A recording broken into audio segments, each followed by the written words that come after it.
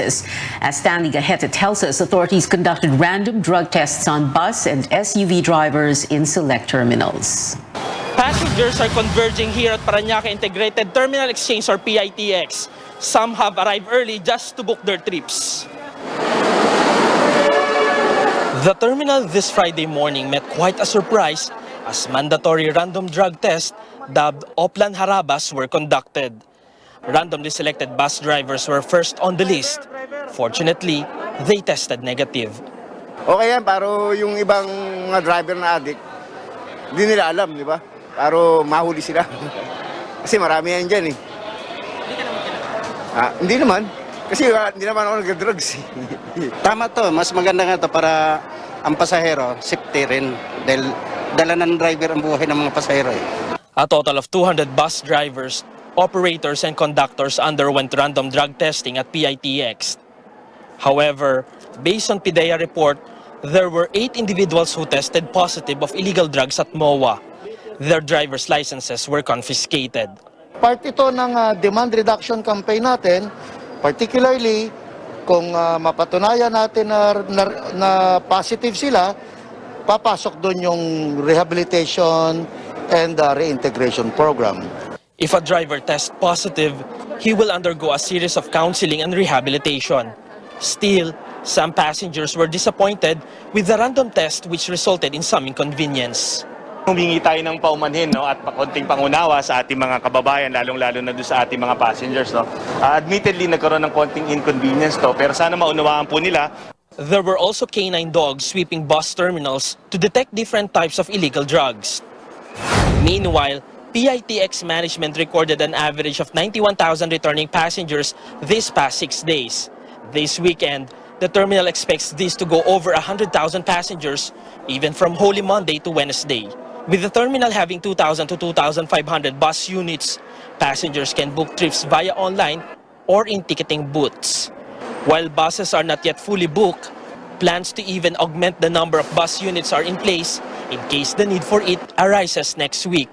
Following minimum health protocols like social distancing and wearing a face mask remain a must for everyone. Stanley Gahete, CNN Philippines. From bus terminals to the country's main gateway, passengers are also filling the Ninoy Aquino International Airport, many of them traveling for the first time in 2 years. More from Tristan Odalo. Airport officials are beefing up security measures ahead of the expected influx of travelers during the Holy Week and summer vacation season. And while restrictions have been eased in many parts of the country, officials remind the public that we are still in the middle of a pandemic situation. Despite the gloomy, rainy weather and waiting in the queue for hours at NAIA Terminal 3, some families and travelers express excitement over their travel plans pushing through, like Misty and 9 of her family members who are bound for Boracay on Friday. She says this is her first travel with family, including kids, since the pandemic happened. Para po may peace of mind. Mama ko, ate ko, husband ko, anak ko, mga pamangkin ko. Super excited. Angel Timosa couldn't wait to be reunited with his son and grandchildren in Iloilo. He and his wife are taking the opportunity to travel back to their home province ahead of the influx of passengers come Holy Week. Excited kami na makita yung apo, gano'n. Kasi siyempre sa tagal ba naman na may parang hindi sapat yung sa kung na kayo nag-uusap sa cellphone Iba talaga yung makakauwi at nakikita mo sila ng personal Cagayan de Oro-bound passenger Rodolfo Pancrudo also returns to Mindanao after being stranded by the community lockdown for 2 years. He hopes things will be returning to normal soon. Mag-Holy Week kami sa Mindanao. Alam na matagal na kaming hindi nakapunta doon. Walang problema ang biyahe kasi maganda naman ang biyahe ngayon dahil maski sa traffic. Galing kaming Quezon.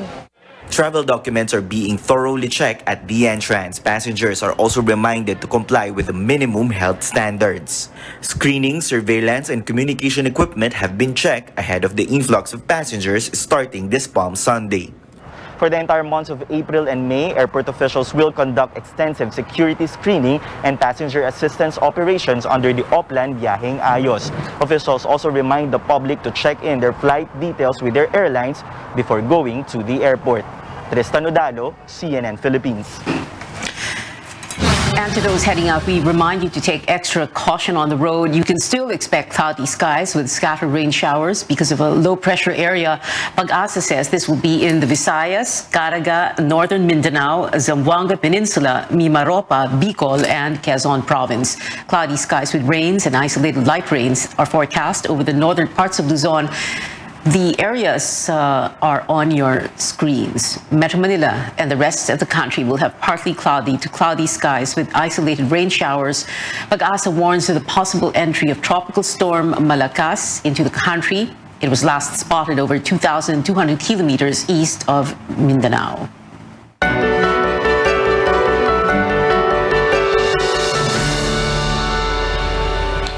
COVID-19 transmission has plateaued in the country. Health spokesperson Maria Rosario Vergera explains infections are at the lowest given the current situation. An average of 357 cases were reported daily from March 31st to April 6th. But Vergera and infectious diseases specialist Edsel Salvania says the numbers could still go up or down. Ang key dyan, kailangan masustain na natin ang plateauing o pagbaba pa o mapababa pa natin from that level through our minimum public health standards at pagbabakuna. So it's either bad or good. Kaya lang, kailangan ang gusto natin masustain na yung good side, patuloy na pagbaba nito mga kaso. Yung interventions is keeping the number of cases at a constant rate. So how do we improve that? We improve that by improving boosting, by improving adherence kung kakayanin pa. How will that get worse? If people start to relax, don't get boosted, mag-wane yung immunity at hindi gumamit ng mask. The DOH also wants boosters for minors 12 to 17 years old. It has asked the Food and Drug Administration to amend the emergency use authority of the vaccines to include that age group. The department also awaiting FDA approval for the fourth COVID-19 shot for adults. So yung fourth dose at saka yung booster shots for kids o yung 12 to 17. Atin lang pong inaantay ang Food and Drug Administration na maglabas ng amended EUA. Pag lumabas po ito, isusumite naman natin ito sa Health Technology Assessment Council para sa kanilang pagsusuri ukol dito sa mga sektor na ito. Once all of these processes are done, we can be able to issue out the guidelines. The DOH plans to hold supplemental vaccinations of infants every last Thursday or Friday from April to June. It aims to inoculate 80% of 1.4 million infants 0 to 12 months old. Business Process Outsourcing or BPO companies and registered business enterprises or RBEs may extend their work-from-home setup. The Philippine Economic Zone Authority or PEZA says it is accepting applications for the hybrid work arrangement where 70% of the company's employees work on-site and the remaining 30% work from home. PEZA says this arrangement is possible only until September 12th, when the extended state of calamity because of the COVID-19 pandemic is set to end. The Economic Zone Regulator earlier required BPO firms to return to office by April 1st, an order which Finance Assistant Secretary Paula Alvarez said forced some companies to withdraw from PEZA. PEZA, however, says it is not true that registered firms have left the eco-zones. Up next, an update on detained Senator Laila De Lima, who granted an exclusive interview with CNN Philippines. And the Philippines and the U.S. conclude their biggest ever Balikatan exercises on the same day of President Duterte's virtual meeting with Chinese President or counterpart Xi Jinping.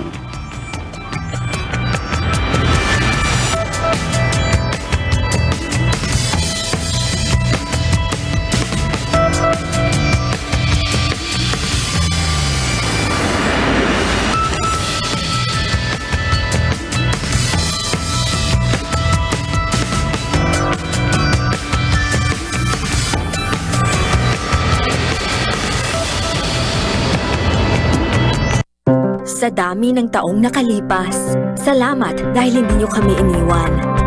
Dahil sa inyong tulong, mas naging maayos ang akala namin nakalimutan na. Basta't nariyan kayo, alam naming hindi mapapabayaan ang aming paghihirap para sa sarili, sa pamilya, sa kapwa, at sa bansa. Kampante kami, basta't kasama kayo.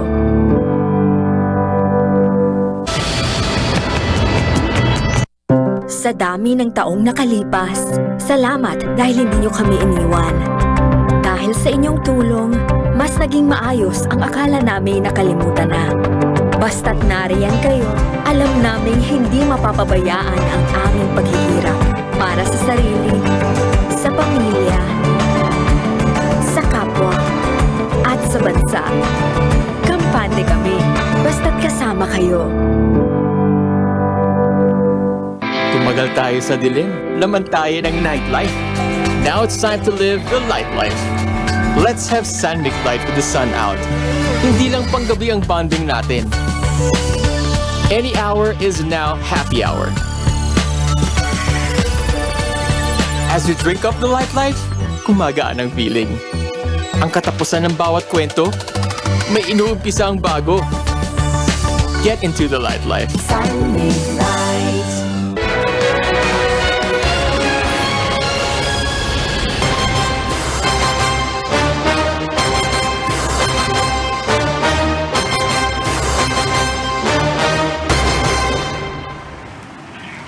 Welcome back to Newsnight, where we go above and beyond the headlines. Vice presidential candidate Lito Atienza apologizes to presidential Bet Ping Lacson for urging him to back out of the race. Atienza had suggested that both of them withdraw so Lacson's running mate, Senate President Tito Soto, can form a tandem with Senator Manny Pacquiao. Lacson has accepted the apology. Hindi expected yung reaction ni Ping. He rejected the idea outright. He in fact considered it an insult. And I apologize publicly, sabi ko, hindi naman insulto yun. I did not mean to insult Ping. Huwag naman ikagalit ni Ping.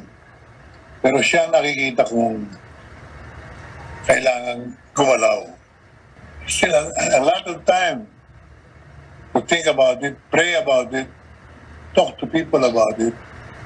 Kung nananaisin niya na makatulong ng malaki pag niligtas ng ating bansa, magagawa ni Ping yan.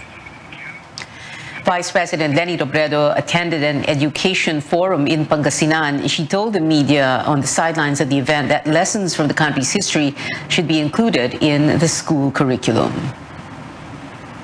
The Marcos era. Pero marami pang ibang mga leksyon na dapat hindi na maulit, na pag sinisiguro natin na ituturo ito sa mga kabataan, yung lahat na korupsyon na nangyari and how people reacted to corruption, at dapat kabahagi ito para pati sa public officials, nawawarn sila na parating may sukdulan yung lahat na pinagagagawa. Bongbong Marcos campaigned in eastern Visayas, where he saw an 8% drop in voter preference based on the latest Pulsation survey. He first visited Catarman City, northern Samar. Police say up to 7,000 supporters welcomed him there. There was no mayor present during the event since all 24 local chief executives in the province backed Robredo. Marcos was also in northern Samar, where he reiterated his call for unity, his vow to continue President Duterte's Build, Build, Build program, and his plan to lower electricity rates. The former senator will campaign in Biliran province next. Manila Mayor Isko Moreno, who visited Zamboanga City, vowed there will be no war in the region if he wins the presidency. It's a bold commitment.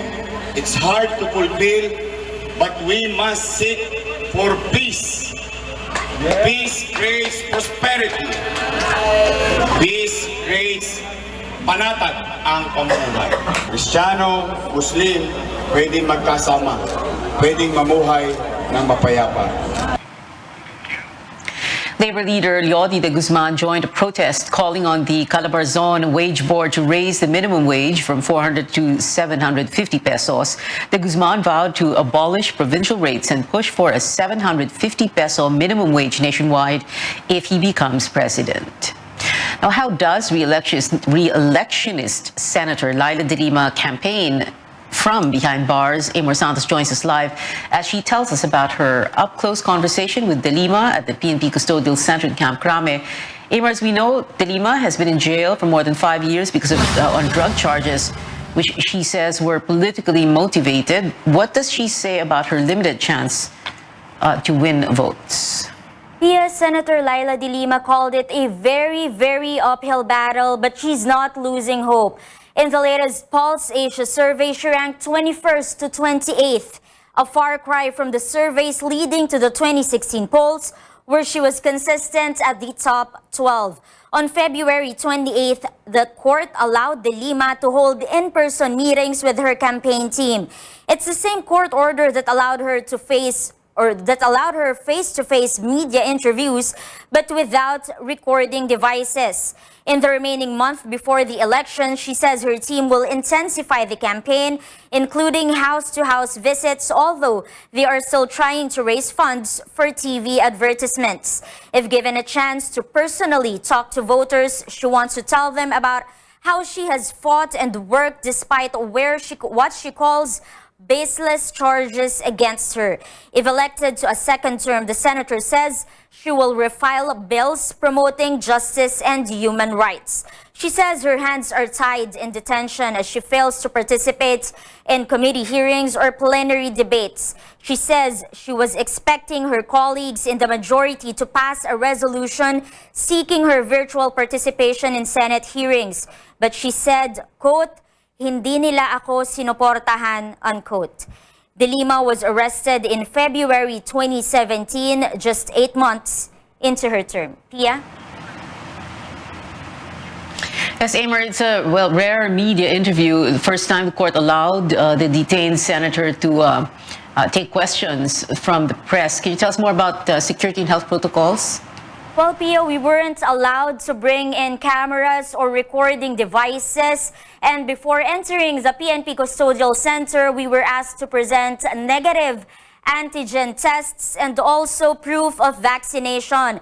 It was a 1-hour interview in a separate air-conditioned room where she also meets with her staff and campaign team. Present during the interview was Fiscal Quincy Carandang. He made sure we won't discuss the merits of De Lima's pending cases. Pia. Amor, De Lima had a medical checkup this week. How is her health, and what did the center say about the last 5 years in detention? Well, Senator De Lima says at 62 years old, she's not in perfect health, but nothing serious or alarming in her medical tests. For her, her detention is both a blessing and a curse. She says she's now closer to God and appreciates the things she previously took for granted, such as time with family, and in her own words, she says she has, quote, mellowed. Pia. So, Amor, from Justice Secretary and Commission on Human Rights Chairperson, she's now facing drug charges. What is the status of these cases, and how does she expect them to proceed in the next administration? Well, as we know, Pia, the court has dismissed 1 of 3 drug cases against De Lima. Her camp is set to present evidence for 1 case, while the court is still hearing her bail plea in another case. De Lima has high hopes she will be vindicated if Vice President Leni Robredo wins as president, saying it will create an environment of truth-telling. She admits she's, quote, extremely worried about a Bongbong Marcos presidency, saying it will be a regression to human rights abuses and corruption and will be bad for the economy. But she said she's not sure how interested the survey frontrunner is in her case.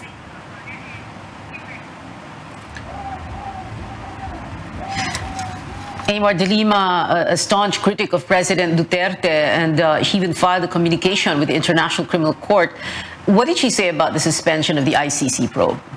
Well, Pia, Senator Laila De Lima is disappointed with the suspension, but she believes the ICC has gathered enough information and that it will eventually issue a warrant of arrest against the chief executive. We also asked her if she has any message for President Duterte. She thought about it for a few seconds and said, "There will be a day of reckoning, Mr. President." Pia. Amor Santos there reporting and filling us in on details on CNN Philippines' exclusive interview with detained Senator Laila De Lima.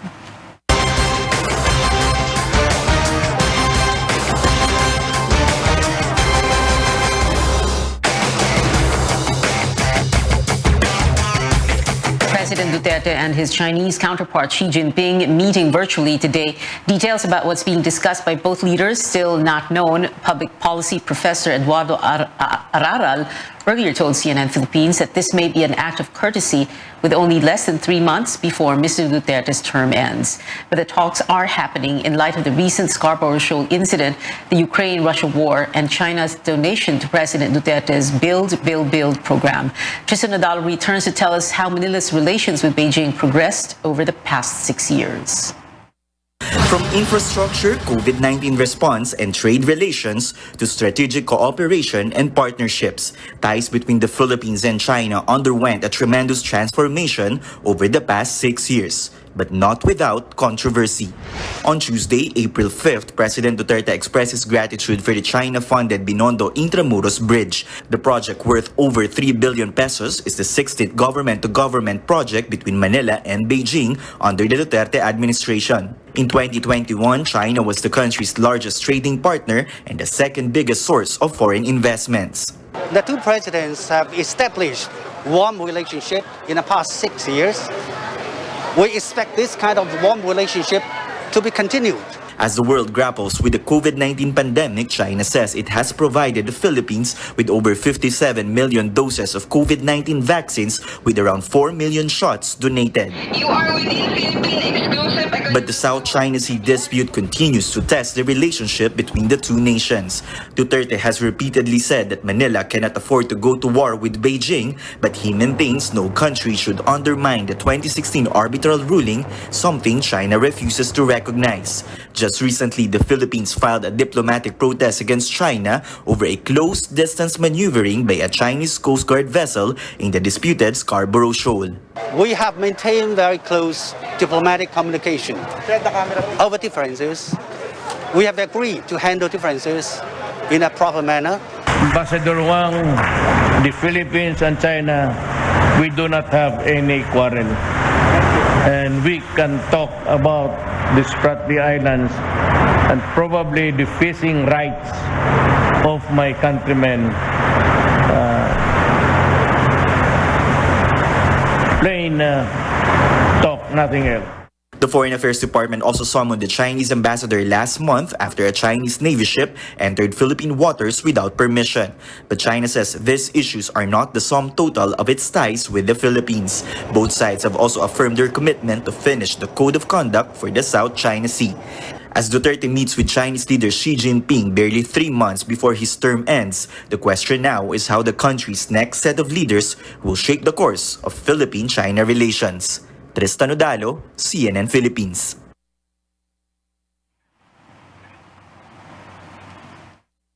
On to Philippine-U.S. relations. The two countries marked the end of their biggest joint military exercises yet, held amid a backdrop of conflict among other nations, as well as increasing tensions in our region.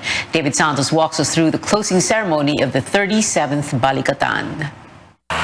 The U.S. Army deploying a Patriot missile battery in Cagayan as part of the amphibious insertion exercise of this year's Balikatan. While the same system is now in Poland to help deter U.S. aggression, it's the first time ever U.S. sent out overseas one of its most sophisticated air defense systems by sea. This had nothing to do with current events. We were working on doctrine, capabilities, and capacity that our joint force needs currently and then going forward in a way to deter aggression. The Philippines is acquiring its own air defense system from Israel. When you always exercise, you're able to really feel how things are happen so that when the real war erupts, then we can be able to execute these plans effectively. In just about 2 weeks, both U.S. and Philippine forces showcased a dizzying litany of joint drills. From the live fire exercises that featured the High Mobility Artillery Rocket Systems, or HMARS of the U.S.,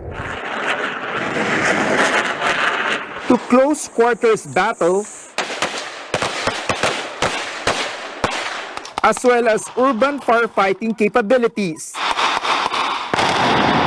Filipino and U.S. troops train each other in patrol tactics, to the use of unmanned aircraft system for surveillance and intel gathering. The American forces also training on critical operations such as refueling aircraft and helicopters, be it by air or on land, by using Philippine facilities as a way station for logistics. All these come days after the Defense Department confirming to CNN Philippines China spied on a joint Philippine and U.S. exercise held earlier this year. Manila filed a diplomatic protest against the incursion of a Chinese Navy ship detected off Palawan in late January. So ang ginawa nitong barko na to ay meron kasi tayong kanyang exercise na nangyayari with the US Force, US Navy, ay minamanmanan niya. But for Balikatan, which ended on Friday, there have been no monitored activities whatsoever. both forces calling the joint exercises a success in further strengthening the bond that binds them together before and the years to come. David Santos, CNN Philippines. Still to come after the break, games 2 for both the PBA and PBL finals are underway. We'll tell you which teams are ahead so far. Plus, Las Vegas turns purple for the much-awaited BTS shows kicking off tomorrow. Stay tuned to CNN Philippines.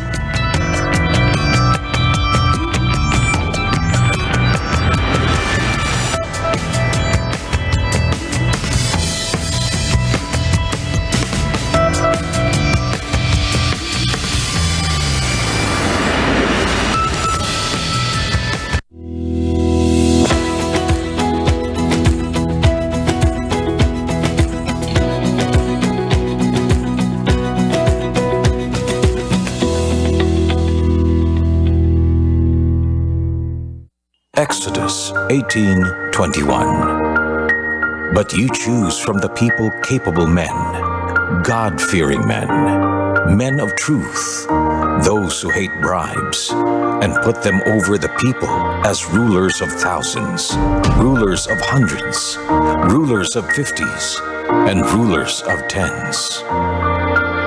Ang mabuting balita ay hatid sa inyo ng MX3.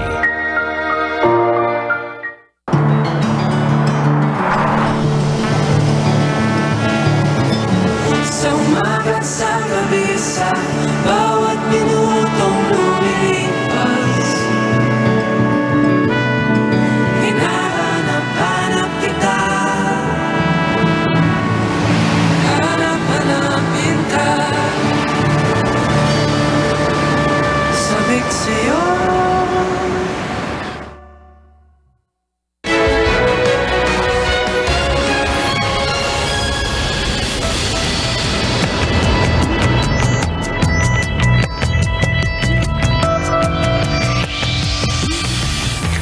Welcome back to CNN Philippines in sports. It is another night of finals matchups with the Meralco Bolts currently shooting for their second straight win against Barangay Ginebra in the PBA Governors Cup at the Mall of Asia Arena. So far, Meralco maintains the lead at the first quarter, 23-20.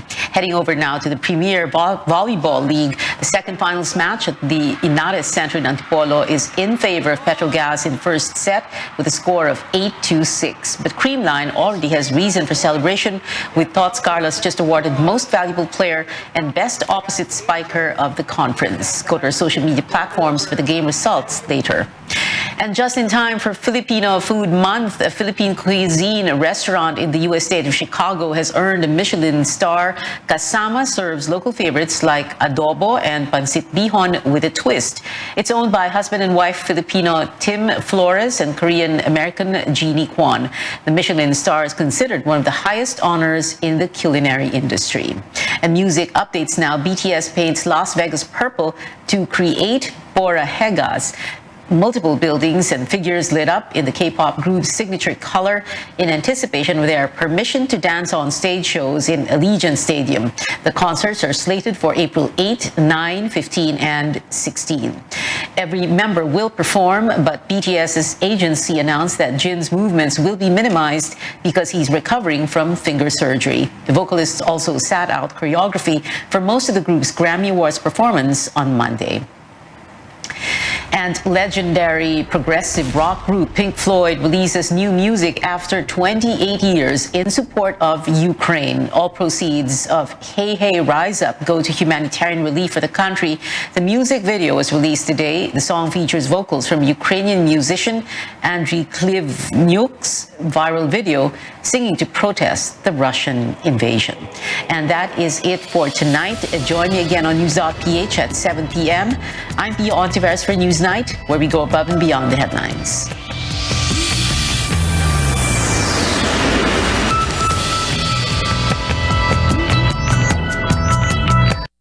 This program is brought to you by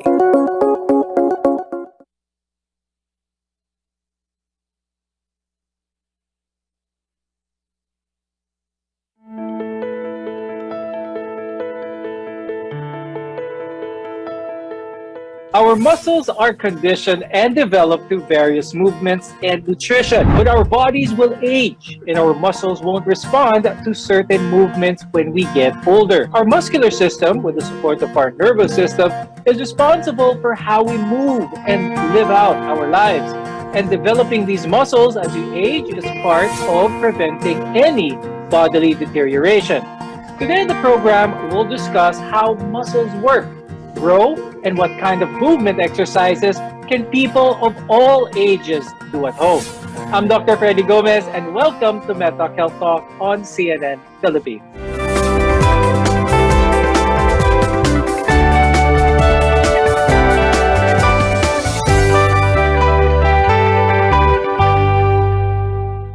Our guests are here today to give insights on how the biology of muscles change as we age. With us is Dr. Enrique Leonardo Pacion, who is an orthopedic sports surgeon at the Asian Hospital and Medical Center. Also with us is Dr. Franklin Domingo. He's a rehabilitation medicine specialist from the Center for Regenerative Medicine and the Pain Management Service of the Makati Medical Center.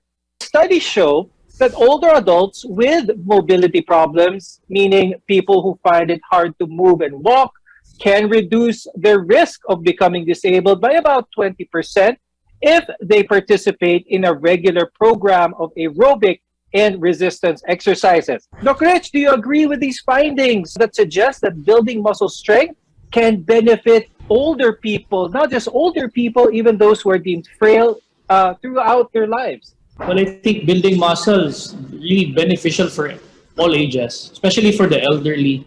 Building muscles makes you feel better, that meaning that your muscles are stronger, you get to have good control of what you're doing, like daily activities. At the same time, you can get to enjoy also doing things functionally. Apart from this, we're trying to share knowledge on some of the misconceptions. And one of those misconceptions, predominantly cardiovascular exercise, is something that wastes muscles, or you can lose muscles through just doing pure cardio. Is there any truth to this? Could you give some clarification?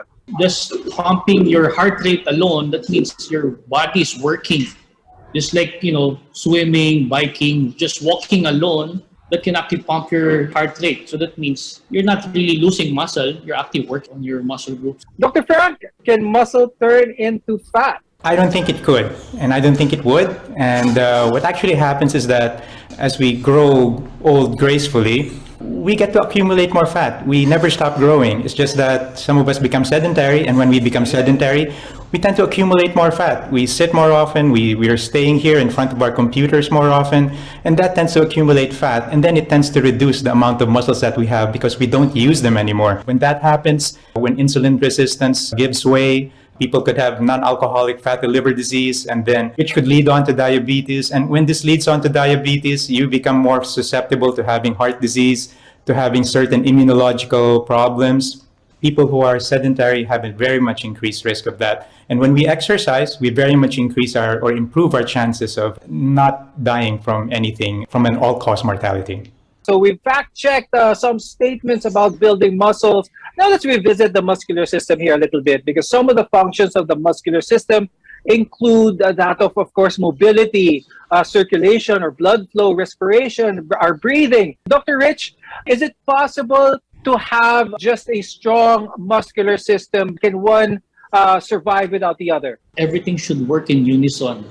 Okay, just not only building muscles. Okay, because why muscles? Okay, it helps you function better. But of course, for me, I always stress flexibility, especially for athletes or elderly patients. Once you lose your flexibility, that means your muscle won't work properly also. So it's not having the full potential. Like for example, having flexibility, normally it moves this way, right? But once you are very stiff or not, or you don't have very good flexibility, your muscles shorten. So it only moves like this. You can be very strong, but it only moves like this. So you're not using the full potential of the muscle. That way you can actually strain lots of parts, like muscle strains, muscle tears. That's the problem there. Is it good flexibility or just adequate flexibility for that matter that people can reap the benefits? It really depends on the activities you do. Okay, it depends also on the age. Okay, all what we need to do is actually you have to function well. Like for example, if you're an athlete, okay, losing flexibility causes so many problems then, especially if you're also old. How can you even bend down to reach something? If not, you're going to have your low back pain now, right? Or just going up the stairs alone. If you don't have good range of motion of your hip or your knee or your ankle, you really have problems going up down the stairs. For those of us who are non-athletes, will being flexible to a certain point benefit non-athletes as well? I would like to add another component which might be more interesting for people who are 50 and above, and that would be stability. And that would be improving their chances of avoiding a fall. And stability for elderly individuals plays a very, very important role. And simple activities which we usually take for granted can become very, very hard to do when you're 80 and above. And that's why it's important to realize that while you're still young, while you're still at the earliest age that you are right now, that you start exercising. Can everyone at any age enjoy the benefits of having some form of exercise? I think almost anyone at any age can enjoy some form of exercise. It just depends on what kind of exercise, because even in the ICU, we start rehab programs for patients in the ICU, and we see that when patients exercise, even while they're in the intensive care unit, their hospital stays decrease, their quality of life improves. And if we can do this for people in the ICU, we can certainly most do it also for other people with other comorbidities. Building muscles is more than flexing and showing off your physique. When we come back, we'll talk about the different major muscle groups and exercises that will help build muscle strength. You're watching MedTalk Health Talk, your partner in healthcare.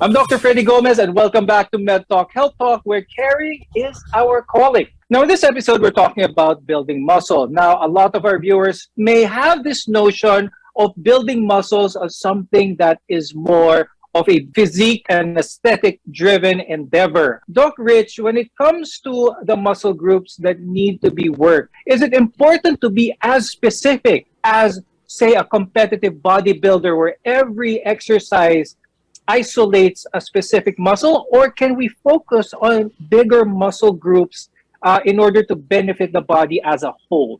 The bigger you are, the better you look. But of course, for me, those people are really muscular, they lose their function.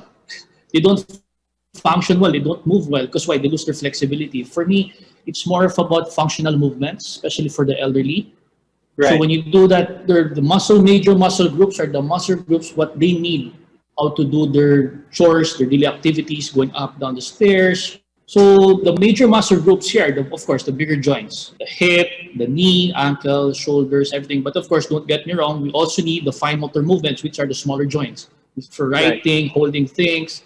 So they're just, well, for me, you have to individualize also what you want to improve for every person, because it's not one size fits all. Now, Dr. Frank, I'd like to touch on a subject which is quite alarming, especially to the younger crowd when it comes to muscle building, and that is anabolic steroid use. Is the use of steroids in order to build muscle something that could have detrimental effects later on in life when they become older in life? It's sad to say, though, that when I have talks with nephrologists who see patients undergoing dialysis, a lot of these young people who are in dialysis, unfortunately, they've been on anabolic steroids for quite some time.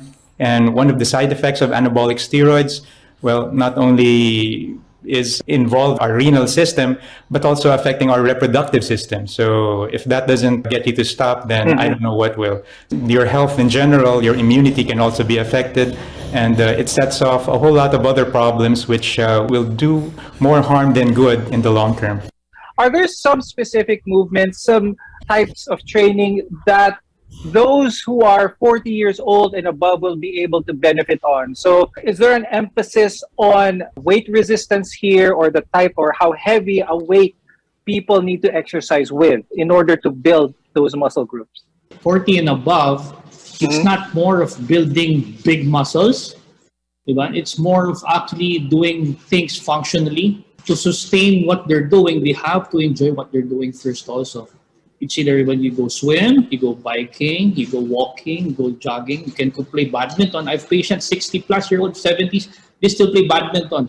There's a small group that plays even basketball, 65 above. So that means they can still enjoy what they're doing, but of course you have to modify what they're doing also. Now, Dr. Rich, a common thing that we get, questions, na habang daw tumatanda, lumiliit daw yung tao. So when they were younger, they were like 6 foot tall. Now that they're 70 years old, they are 5'8". Is there any truth to this? As people grow older, they shrink. Their posture changes, especially the older people who have muscle atrophy. Of course, they're sedentary. They don't work out anymore. Most of them become, they slouch. That alone can actually cause, at the same time, the fluid of the disc in the spine lessens. So that's why it also compresses. What can our viewers do early on so that when they reach a certain age, they could minimize or try and even prevent some of these symptoms that may appear that you will look shorter? Just simply get out of our seats and walk. That would be very good. And if we can walk with something loaded on us and we can exercise with the load, that would be excellent because we'd be loading up the bones. I think what Dr. Pasion might have been referring to would be osteoporosis. So in patients who do not exercise too much, osteoporosis can be seen. And not only the disc height, but sometimes even the vertebra itself, the backbone. It can also diminish in height, and that could contribute to people looking a bit smaller. It might not be something we can totally avoid, but we can surely minimize it by engaging in regular physical activities. What type of movements would be ideal, Dr. Frank? What level? Do they need to sign up in a gym, be in an active class in the gym? Is this the type of movements that they need? 20s, 30s, 40s, maybe up to even the age 50. The American College of Sports Medicine recommends at least 150 minutes per week of moderate to vigorous physical activity. If the patient is doing a vigorous form of physical activity, they can skip the extra 75 minutes and they can get by with just 75 minutes of vigorous exercise. But this has to be, of course, coupled with at least 2 sessions per week on 2 separate days, preferably spaced apart by at least 1 day, of weight training or resistance training. You can use resistance bands. You can use anything at home that has to lift weights. Now, in building muscles, exercise is only a part of gaining muscle mass. Nutrition and diet play an important role here as well. More on this when we return. Your health is our mission here on MedTalk Health Talk. We'll be right back.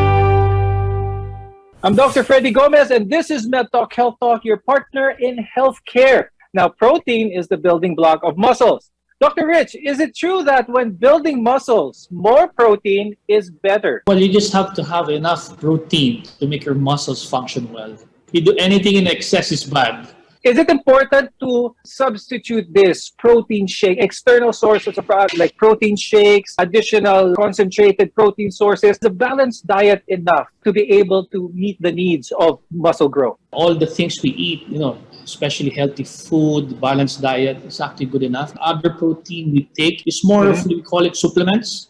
So it won't really substitute what we really have naturally. What about carbohydrates? Are carbohydrates something our LD should be thinking about consuming at a certain level that is appropriate for their age? Carbohydrates play an important role in glucose metabolism. And the problem is if you take too much carbohydrates, too much sugar, it goes out into the liver. And what the liver does, it transforms it into fat. So you just want to be able to take the right amount of carbohydrates so that that's necessary for you, according, of course, to your daily requirements. And too much of it just gets stored as fat. So you wouldn't want to gain weight and gain weight as fat. You'd like to gain weight as muscle. Dr. Rich, when it comes to building muscles, this is for who are at that age in their life where they want to gain more muscle mass. Which do you think is most appropriate? The resistance in weight or the consistency of the activity? Well, I think it's both. Because first of all, in order to, feel better, at least gain proper muscle strength, you need to have consistency. At the same time, once you have that consistency, for me, you don't really have to get big muscles, right? You just have to, sustain what you like. It's just like having like a maintenance thing. So for me, for older people, less weight, but they can actually have more reps for that. Dr. Frank, a common injury among people of all ages, for that matter, is that of low back pain. Could you talk more about this? Is this more a factor of a lack of strength or a lack of flexibility? I think it's a combination of a lack of strength, a lack of flexibility, and of course, what we've talked about earlier, stability. It's because stability would actually refer to you holding an object outside your body and transmitting the force of that from that object down to the ground. And you don't want it being transmitted to your back as much as possible, or to your knees or to your hips. You want to be able to execute that movement in a very fluid, in a very physiological way, so that the muscles on your back wouldn't get strained. And of course, the strength will come in when you're lifting it. You will not be able to lift a heavy object, of course, if you do not have the strength. And the flexibility, as Dr. Pasion mentioned earlier. Could you share with us some exercises, Dr. Frank, some specific exercises that can address stability and flexibility? For sedentary individuals, the simple act of sitting and standing up, that's something you can do. And if you like, you can carry weights and you can raise your arms as you sit and stand. You can do half squats, you can do full squats, you can do planks. So if you're more advanced, you can do sit-ups. There are many things that you can do, jumping jacks, anything at all that gets you moving. So for people who are in a cycle of being sedentary, who haven't made exercise a habit yet, we should work on with what we have. And before we go, Dr. Rich, do you have any additional tips on growing and maintaining muscle in a healthy way? I always preach to have an active and healthy lifestyle. Okay, so something that you can, when I say active, doesn't mean you play sports. Okay, active being something you can enjoy.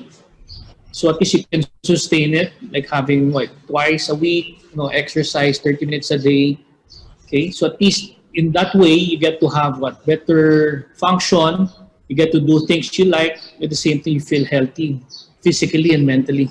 And Dr. Frank, before we go, any advice for our viewers, especially when it comes to muscle building, flexibility, stability? It's not the years in your life, it's actually the life in your years. And that's what actually exercise is and what it does. It's one of the most potent medications or drugs that we have for us to be able to have a good quality of life. And with a good quality of life, we can have good flexibility, good strength, and all the other things that you've mentioned earlier. So the sooner we incorporate exercise into our lives, I think the better that will be.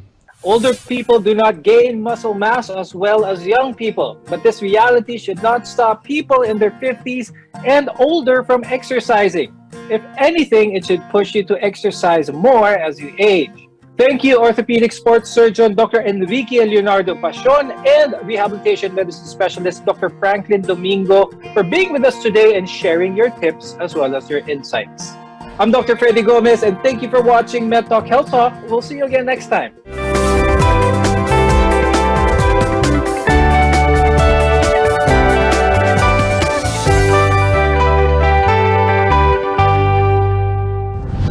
RPN Regional AM radio stations nationwide welcomes CNN Philippines, a first on radio.